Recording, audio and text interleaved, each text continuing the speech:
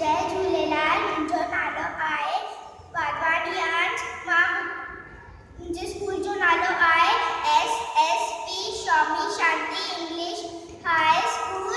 मां ॿुधाइण वारो आहियां बांदरमल जी छठी पुराणी। बांदरमल जी छठी पुराणी चैन दंता आहे कहाणी।